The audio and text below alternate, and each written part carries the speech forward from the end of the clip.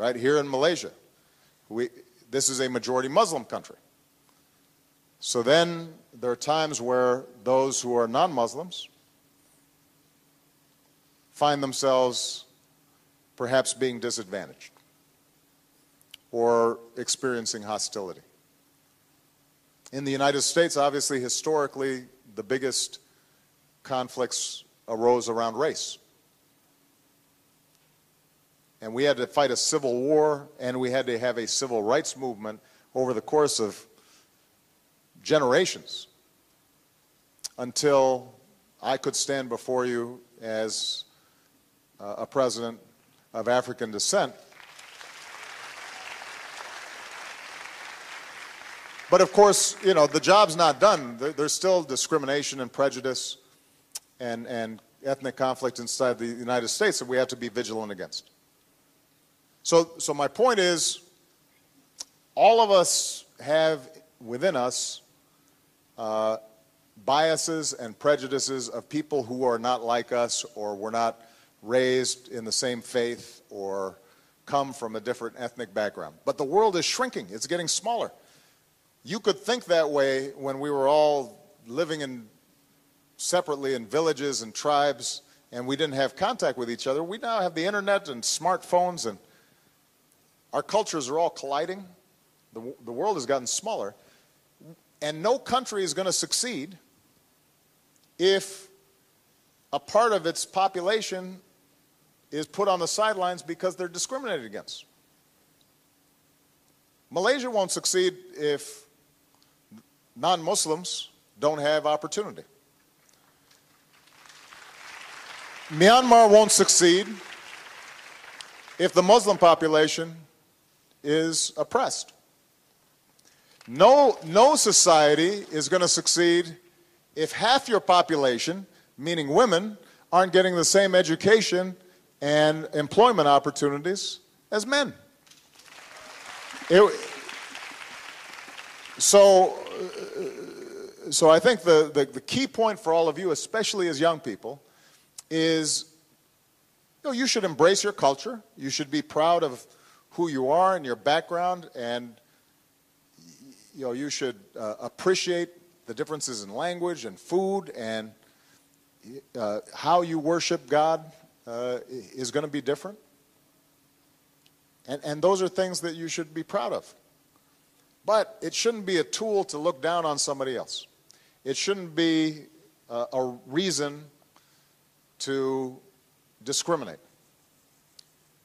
And you have to make sure that you are speaking out against that in your daily life, and as you emerge as leaders, you should be on the side of politics that brings people together rather than drives them apart. That is the most important thing for this generation. And part of the way to do that is to be able to stand in other people's shoes and see through their eyes.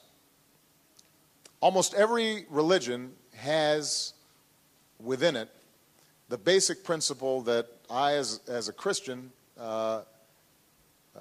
understand from the teachings of Jesus. Do unto others as you would have them do unto you. Treat people the way you want to be treated. And if you're not doing that, and if society is not respecting that basic principle, then we're going backwards instead of going forward. More broadly, I've made the case that no society can truly succeed unless it guarantees the rights of all of its peoples, including religious minorities, whether they're Ahmadiyya, Muslims in Pakistan, or Baha'i in Iran, or Coptic Christians in Egypt. And in Syria, it means ensuring a place for all people, Alawites and Sunni, Shia and Christian. So going forward, we will keep standing for religious freedom around the world. And that includes, by the way, opposing blasphemy and defamation of religion measures, which are promoted sometimes as an expression of religion, but in fact, all too often can be used to suppress religious minorities. We continue to stand for the rights of all people to practice their faiths in peace and in freedom, and for the rights of all people to practice their faiths in peace and in freedom.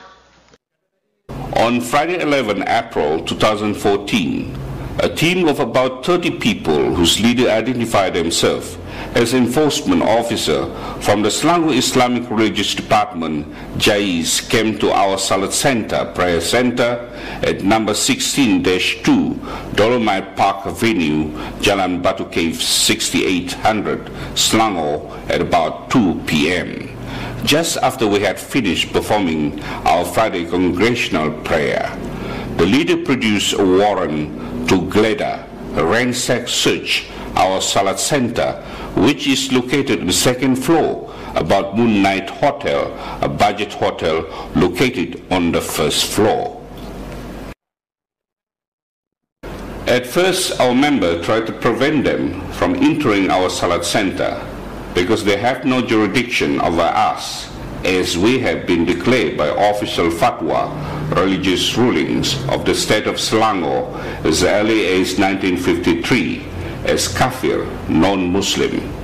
However, they proceeded to enter our Salat Center and arrested 41 of our members.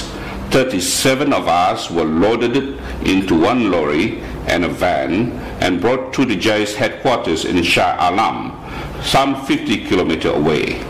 Meanwhile, 4 others were brought in a car to a JAIS office in Gombak nearby. We, the members of the Jemaat Ahmadiyah Muslim Malaysia, residing in Selangor and Kuala Lumpur, feel shocked and saddened at this very blatant attempt to stop us from performing our Friday prayers. As we have been declared to be non-Muslim, JAIS should have no more jurisdiction over us. The whole incident smacked of an attempt to prevent us from observing our religious observance and to deny us our religious freedom.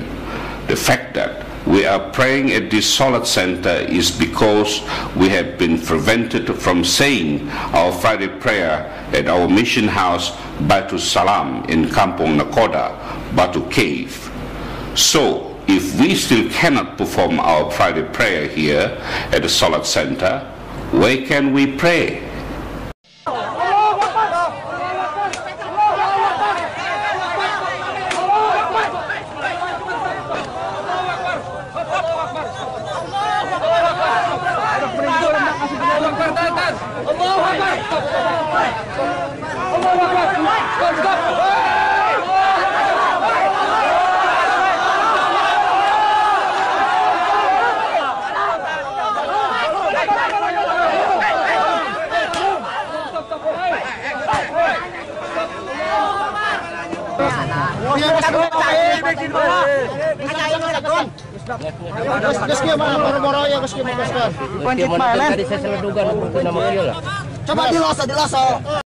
On February 28, 2014, the Ahmadiyya Muslim Community USA held its 4th annual Day on the Hill event at U.S. Capitol Hill.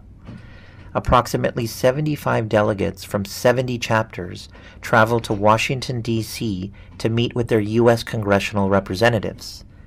This year marked the launch of the Ahmadiyya Muslim Caucus, an official U.S. congressional group dedicated to defending the human rights of persecuted Ahmadi Muslims and other oppressed religious minorities worldwide. The 2 co-chairs of the new bipartisan caucus, U.S. Congresswoman Jackie Speer, a Democrat from California, and U.S. Congressman Frank Wolf, a Republican from Virginia, addressed the delegates. Over a dozen media outlets covered the historic event.